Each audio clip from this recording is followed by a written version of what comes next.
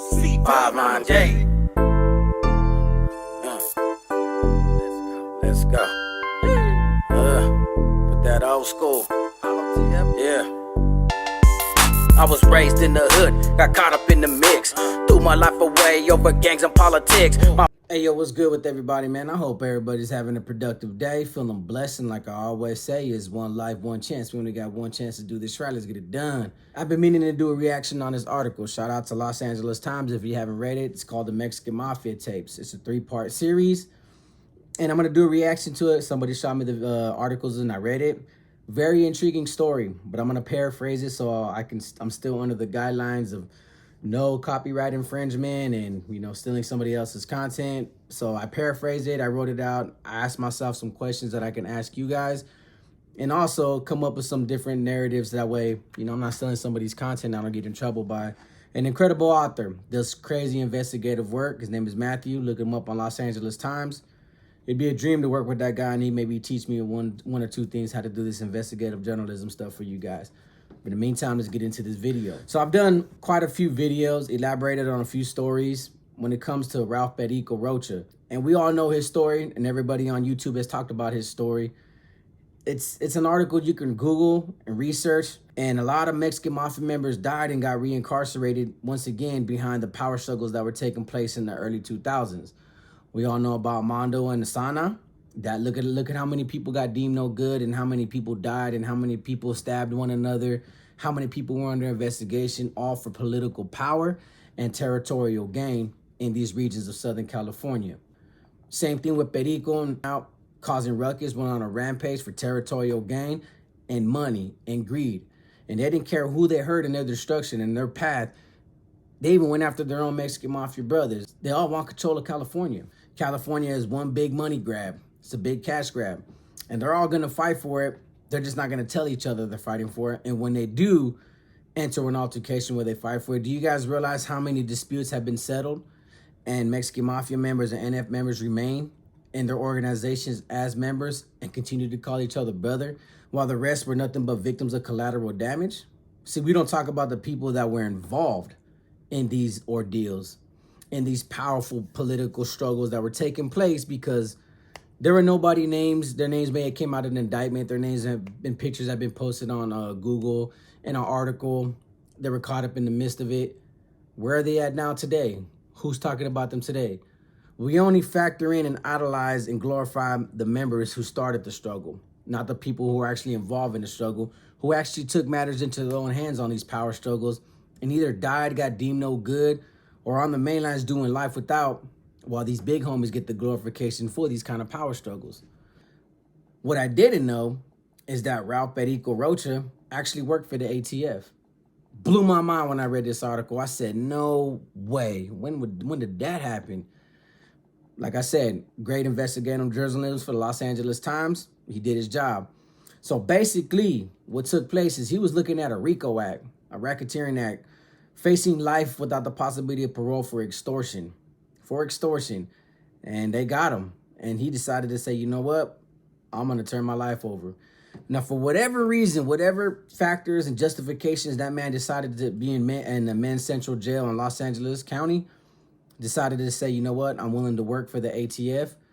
They actually got him a release, wiretapped his BMW, and he was pretty much just a walking wiretap to get all the information he could of all these Mexican Mafia brothers and feed it to the ATF and do some of the major, you know, drug trafficking buzz, prison gang buzz. They were trying to stop prison gang from behind the walls from gaining any more power, because this comes from a 2007 indictment where 2 Mexican Mafia members from Florencia 13 that were in Pelican Bay Shoot got indicted with the Florencia gang members in Southern California on a major drug bust. A major indictment. Was a vital blow to these 2 Mexican Mafia members. And I mind you, since then, they've seen how this organization crime family really works. Since then, there's been multiple indictments, Operation Dirty Thirds, Operation Joker Wilds, and they see how these Southern gangs are utilized by very small amounts of members, 1 or 2, maybe 3 members, calling the shots for big territories, big valleys, San Gabriel Valley, San Fernando Valley, Los Angeles, San Diego. All it takes is 2 to 3 members to really control a vast majority of Southern California to make powerful moves on the streets for them. So you can understand why law enforcement continues to target these prison gangs, these prison organizations, and target Northern California gangs and Southern California gangs. They're starting to see that power, they're getting more powerful, especially today now that these guys got cell phones and they're allowing them to get cell phones. Trust me when I say them cell phones ain't just burners, bro. They're tapped. They're just waiting for the right time, for the right move, for the right operation. It's going to be a lot more big and diamonds we're going to be talking about. Now, mind you, Ralph Perico Rocha, he was doing a lot of extortion, a lot of racketeering business on behalf of Mexican Mafia members, but he wasn't a Mexican Mafia member. So when he got sentenced, when he got made and got inducted into the Mexican Mafia. But it's funny, the most powerful Mexican Mafia members that we've been known, Güero Sherm, Güero Shy, Willie Bobo, were powerful people with a lot of territory. But the moment they went to the feds, they lost it all. I couldn't believe it when they said Güero Shy has no access to Artesia whatsoever. He doesn't get a dime from his own neighborhood. One of the dudes that committed the most gruesome orders and massacres, the Maxon Road massacre, with his extensive power with Pelon and Character and everybody else, he's in the feds, just living off whatever he can live off of. It goes to show you that the federal penal system can reduce these guys to nothing if they end up in the federal jurisdiction. So I think Ralph Perico, he didn't want to make it to the federal penal system again. That's why he took that deal, because he was facing another, like I said, RICO Act. So in 1995, he gets busted for a RICO Act, goes to the pen 12 years, and gets made to be a Mexican Mafia member. What does he do? Comes out and realizes that he can't get no money, can't get no territory, because all these Mexican Mafia members that are in California, that are in the California penal system, have far more easier access and control of California than Mexican Mafia members that are spread across the United States. Greed factors in. Obviously, absolute greed factors in. So you got him. Then you got another Mexican Mafia member named Cisco.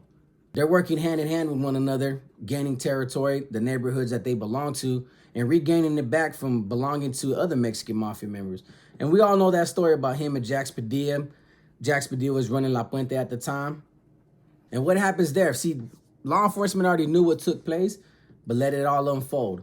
So basically, after Jax Padilla's neighborhood kidnaps his brother, kidnaps his own brother, one of his brother's brothers, and holds him for ransom, and makes Jax Padilla's wife, you see right here in the pictures, his name Maria, holds her for ransom, and she has to pay $30,000 in cash. All $30,000 in cash that was tax collected, drug money that was belonging to Jax Padilla, to Jacko, and they gave it. They gave it to Perico in exchange for the brother's life. And even then, the brother had to go sell a vehicle, another vehicle, and come up with an additional $40,000 to pay off Perico and Cisco. That was how that was done. And she wanted to retaliate so bad. And it's crazy, though. They had a wiretap that she was plotting a retaliation. And she got caught in a Ford Fusion. The trunk of the car had an Uzi, and they busted him right before they can commit the crime and commit the murder on two of their own brothers. So Jax Padilla was sanctioning murders with his wife on two of his own brothers over La Puente, over a territory that he was controlling in the penal system and a Mexican Mafia member was trying to control on the streets. Imagine everybody from La Puente who was caught up in that crossfire that we don't talk about, we don't hear about. So the wife got sentenced to 19 years along with the two gunmen that were going down for it.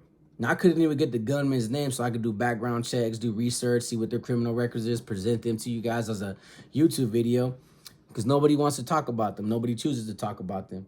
They're irrelevant names. There were people that were just regular foot soldiers, and that's how foot soldiers go down in these kind of videos and these kind of historical senses with these kind of events. They're just foot soldiers. They're just people that caught time on behalf of other big homies, on behalf of other people. It's going to be the same narrative at every story that I tell you guys. So obviously, ATF, FBI, and law enforcement that's investigating everything that's taking place between Mexican Mafia members and their power struggle is being documented. The wiretaps are right there for the investigation. They still don't do nothing to Cisco or Perico.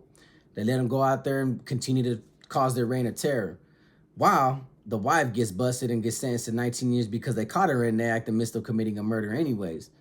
So as they continue to do that, what got Ralph Perico busted was that a drug addict that decided to steal some stuff found 46 pounds of marijuana in a Southgate repair shop in Southern California. So, you know, obviously he breaks in, sees 46 pounds of weed, and he's like, damn, that's a lot of bud right there. I'm on the come up now. Sold all that weed for 8 grand, 8K, 8 bands, just a simple 8 bands. Just wanted to get it off his hands real clean. Gives 2 to his co-defendant to help him break in, and spent the rest on drugs and went to the casino and just gambled it off. Risked his life for 8 grand, and then a couple of days later, he was informed through his family that everything that he stole belonged to the Mexican Mafia. So he had 2 days to come up with the money, and pay off that ransom. He had to come up with $30,000. That's when they busted Ralph Perico Rocha in a Chrysler with $3,000 in a bag, and they got him because they already knew everything that he was doing on the streets, all the kidnapping, all the extortion, all the tax collecting. And that's when he was facing yet again another RICO indictment. That's when he decided to turn informant to the ATF. Now, mind you, we're talking about a powerful dude that was powerful, that got a lot of people hurt. Because as a result of him and Cisco going at it, you know, you had Solo, you had Cartoon, they were all involved in it too. One big era of Mexican Mafia members going after other Mexican Mafia members, and people were dying in the midst of it. People were getting robbed, people were getting deemed in the midst of it, and getting green-lighted and blasted in the midst of it all. But he decides to turn to the ATF. What's a trip about this article is that, you know, he had wiretaps on all his Mexican Mafia members. And I'm going to do a part 2. Like I said, I got to paraphrase it. He had taps on all his Mexican Mafia members. At the same time, he had wiretaps on the ATF agents. He said he used it as an insurance policy in the event that they were trying to renege on a deal, you know, take his deal back and then charge him for everything he did. Because, you know, as an informant, you're not allowed to commit any crimes. But he was committing crimes while working for the ATF, not telling the ATF about it. When the ATF did hear about it, he asked them, he would deny it, and they were just cashing him out. They said they cashed this dude out so much money so he can continue to be on the streets working for the ATF. Now, mind you, he say he's the sole responsible dude that orchestrated a project. It's called The Project, between the Mexican Mafia and La Familia Michoacan, La Familia Cartel. And a lot of people got busted. Fox right now is currently going to trial yet again for that same indictment. When he got caught with La Familia Michoacan members, there was 3 of them. And a couple of other Mexican Mafia members that are no longer in good standings or in question, or we haven't heard about in a while, they're going to trial again. They beat it the first time when it had to do with the lawyer. Now they're going to trial yet again, facing these charges. You know, obviously the feds came after them one time again with more information, or they're just going to try to, you know, win the case on a different aspect from a different angle. But they're on trial right now as we speak. So Ralph Perico decided to come clean, decided to do the interview with the Los Angeles Times and talk about how he worked for the ATF. Now, mind you, his story is just as intriguing as Mondo Insanas or Jackson, whoever else he beat with. It's intriguing because what he did and what he was able to get away with. There was a lot more that man got away with that he wouldn't get charged with on the basis that he was working for the ATF for a while. So he's the one that's saying he was the sole responsible person for brokering the deal called The Project with La Familia and the Mexican Mafia. The deal was simple. It was an endless amount of drug supplies, which 600 pounds of meth got caught later on when Fox and everybody else and La Familia members got caught and they got arrested in this indictment with like 46 members altogether. 600 pounds of meth was confiscated, but they were promised an endless supply of methamphetamine and fentanyl, in exchange to protect cartel leaders in the U.S. prisons. That's the first aspect I want to elaborate on. Mind you, Southerners in Southern California, we're going to say they're like in the 200,000s. 200,000s. That's probably why Southerners alone, without proper leadership, without the Mexican Mafia, could never be organized, because there's too many of them. Too many of them that believe in so much body of warfare and gang warfare and neighborhood warfare that you couldn't ask these dudes to actually shake hands and unite and just recognize that if you don't have to answer to your big homies, this all belongs to you. You can do whatever you want. Street beef and gang beefs and gang wars, as long as gangs exist, will exist. And they will continue to thrive off that gang bloodshed. But Southerners as a faction are 200,000 deep. Estimated around 102 to 100,000 deep in Southern California. California, period. We're not even factoring in across the United States, especially in the U.S. penal system, whether it's in California or in the feds. And the Fed Southerners are deep too, don't get it twisted, just like California prisons. But they're not protected by the Mexican Mafia like you think. They receive blessings. They'll receive a favor now and then. But they work for the Mexican Mafia members in reality, which is only estimated to be 140 members.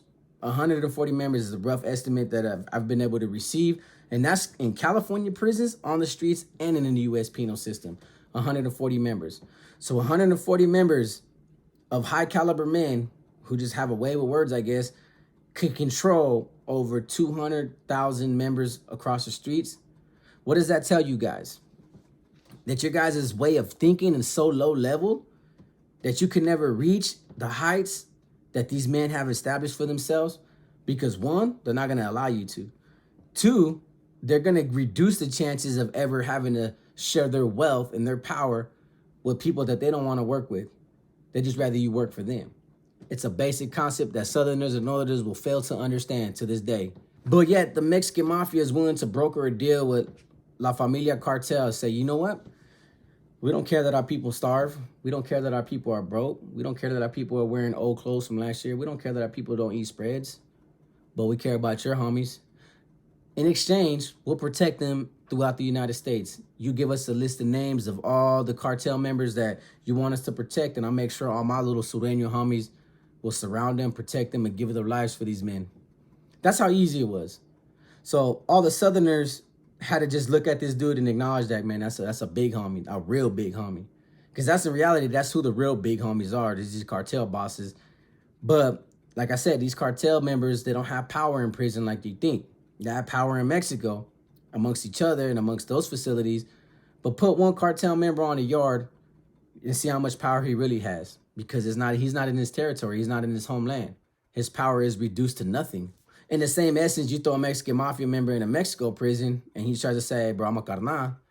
Them Mexican cartel bosses is going to be like, yeah, well, we're carnales. We're the bosses here. That little hand that you have right there ain't nothing but a paw print. So there's different variations of power. It all depends on where you're at and how much power are you accessible to, should I say, and how much can you exercise at one point in time. But that's the deal. And that's the thing that like tripped me out the most, is that they don't look out for their own homies at all. They don't look out for the foot soldiers. They don't care if they get time. They don't care if they eat. They don't care if they go to prison.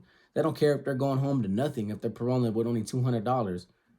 Your obligation to your organization, to your big homies, is that you got to pay taxes. You got to collect taxes. You got to earn money for them. Not earn money for yourself. They don't want to hear about you going to the penal system and hustling so that way you could pro with $3,000-$5,000 and put a down payment on a car, get an apartment because you heard your old lady and your baby mama are struggling and she's living with her mom and you want to take care of your kid. Do you really think they'll ever let you parole with that amount of money? I'm pretty sure if they are aware that you're with that kind of amount of money, they're going to find a reason to take that money and make sure it belongs to them.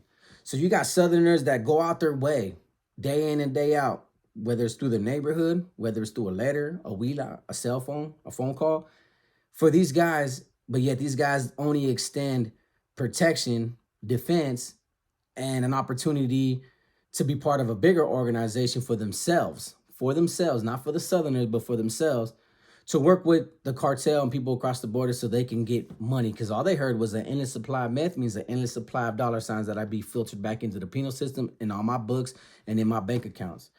Somebody give me a story where a Southerner became a multimillionaire off the drug money that he collected on behalf of Mexican Mafia members, or even bought a car, or even bought a house. When that story comes my way, I'll be sure to tell it. So the Mexican Mafia was so concerned with having an endless supply of dope so they can make money in exchange to protect cartel members. In doing so, say if a cartel member was in a U.S. prison and another cartel member that's a rival faction comes in and then he establishes an army and he wants to go to war with this fool over some beef in Mexico, guess who got to protect him? The Southerners. The Southerners are going to go to war. The Southerners are going to jeopardize their program for a dude that is so powerful in his country, but is less powerful and is pretty much a nobody in the United States penal system. And that was the deal. And that was a deal that was established by Perico because he said, and I quote, he said that his brothers were like dim-witted. And I haven't heard that term in a hell of a long time, dim-witted. They weren't capable and didn't have the intelligence enough to even broker this kind of deal. So the deal was brokered on the streets while he was on the streets working for the ATF, made it to Mexico, and that's a story for another time that I'm going to tell you guys about. But I wanted to elaborate on that aspect that these dudes were so willing to protect these guys, but when do they ever extend that kind of hospitality or even exercise a noble act like that to the Southern factions? Because every story that I've ever heard that's been told to me, that I've ever read about, and that I've read and listened to on YouTube, it's always the Southerners working for this big homie, and this is what happened, and these are the results, this is what the consequences, and I got backdoored, I got dirty politics, I got removed, I got deemed, or I didn't amount to nothing because they wouldn't open up the books for me. It's articles like this that will clearly illustrate to the masses that these prison organizations are only in it for themselves. They're only in it for the organized crime. If it could benefit them, and in this case, you know, them getting Mexican Mafia members connected to the cartel, because we heard about it before, a cartel member being made into the Mexican Mafia, being inducted into the books, Chino. I'm pretty sure the Mexican Mafia was looking at it in the same sense. We open the doors, now we're across the border, we can cross that border, we have control of that border, we have control of the neighborhoods.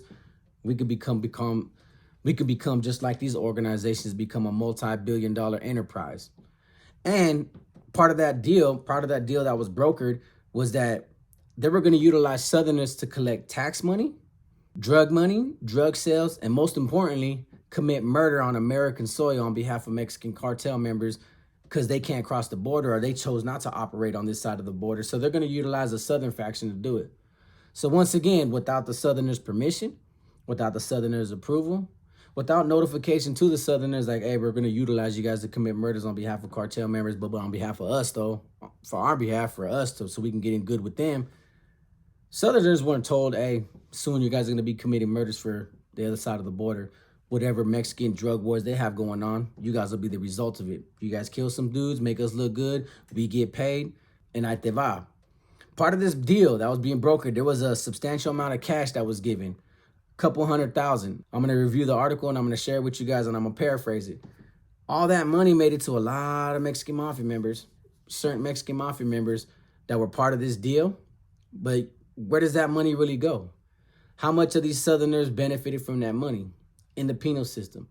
I'm pretty sure Southerners all throughout California are still asking their families and their loved ones and their wives for money, but yet the Mexican Mafia can broker deals, get a cash advance of a couple $100,000, split it amongst each other, not tell the rest of their brothers that because they already know the power struggles are real. But Southerners are always going to do the dirty work on behalf of these Mexican Mafia members when it only benefits them in the long run.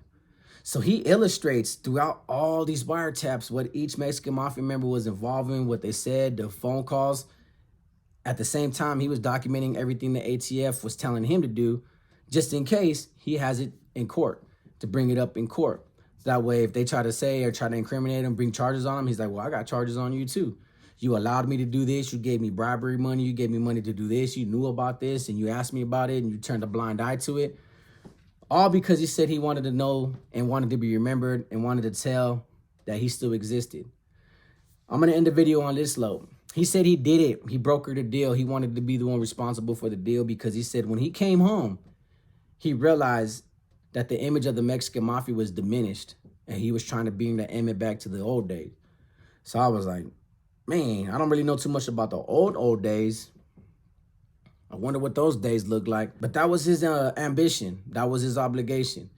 Because he said today's Mexican Mafia is diminished. What do they look like?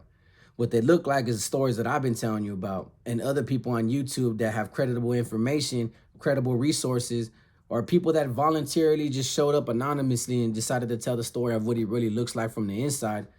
That organization ain't as powerful as it used to be. All these indictments are being vital blows to the organization. And this is going to continue to be vital blows to their organization because law enforcement is not going to allow this to happen. It would become way too powerful to allow a cartel and a Mexican Mafia organization or an NF organization who has control of thousands of soldiers. That's thousands of soldiers at their beck and call to bend at their will, and they can stay across the border and do what they got to do over there and collect millions and millions of dollars off American soil.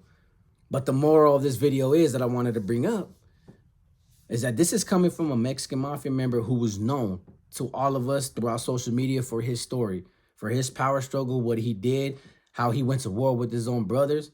turned his back on his own brothers, became a confidential informant against his own brothers.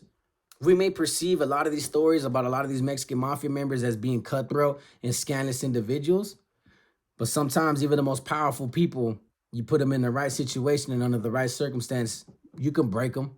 We've seen a lot of Mexican mafia members become confidential informants and turn on them. We've seen a lot of ANF and AB members who were powerful, who got a lot of people hurt, collected a lot of money, deemed a lot of people, killed a lot of people, still turn. So I was glad to bring that story to you guys' attention. I paraphrased everything. There will be a part 2 coming soon. So with that being said, like I always say, is one life, one chance. When we got one chance to do this right, let's get it done. Peace.